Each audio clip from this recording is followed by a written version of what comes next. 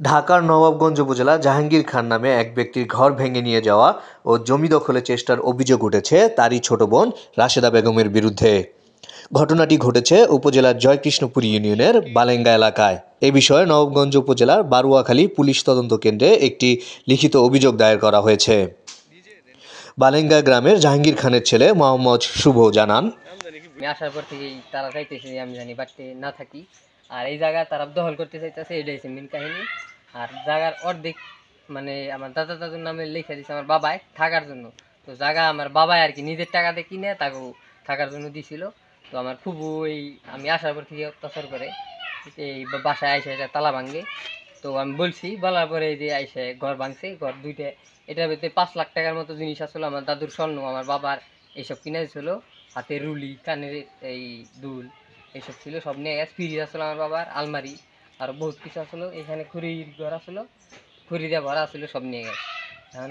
এর আগে স্থানীয়ভাবে বসে এই সমস্যা সমাধানের কথা থাকলেও তারা সে সময় পর্যন্ত অপেক্ষা না করেই তাদের ঘর ভেঙে নিয়ে গেছে বলেও অভিযোগ করেন শুভ। মেম্বাররা ছিল, তারা বলছিল সময় নিছে যে আমার বাবা আসবো, আসার পরে এই কথাবার্তা বলে যে তারপরে মীমাংসা করবো, কিন্তু তারা কোনো কথাই শুনে নাই। আমি এয়ারপোর্টে গেছি, এই সাইড দিয়ে আইসা দিয়ে যে সব বাইঙ্গা চুরে লয়ে গেছে। অপরদিকে অভিযুক্ত জাহাঙ্গীরের বোন রাশেদা ঘর ভেঙে নিয়ে যাওয়ার কথা অস্বীকার করে বলেন, আমার বাপে সহ্য করবার না পারে দেশের মানুষের কাছে বিচার দিচ্ছে, হ্যাঁ অনেক কিছু করছে যে আপনার ঘর আপনি দেখেন, আপনি কি করবেন, আপনার ছেলেরা আনেন বাই করেন। পরে হ্যার কাছে সময় নেওয়ার পরে হ্যাঁ দেখছে যে আসে নাই, হ্যাঁ ঘর হে ভাঙে আছে। তো আমার বাপের রাস্তায় বাই করে দিছে।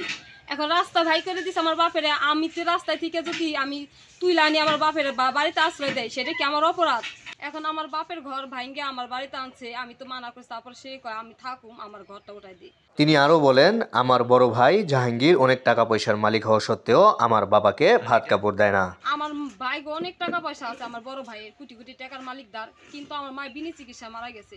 যে চিকিৎসা আমার মায় মারা যায়, আমার বাপের রাস্তায় বাই করে দেয়, আমার বাইরে গেটি ধরে ঘর ভাঙছি আমি।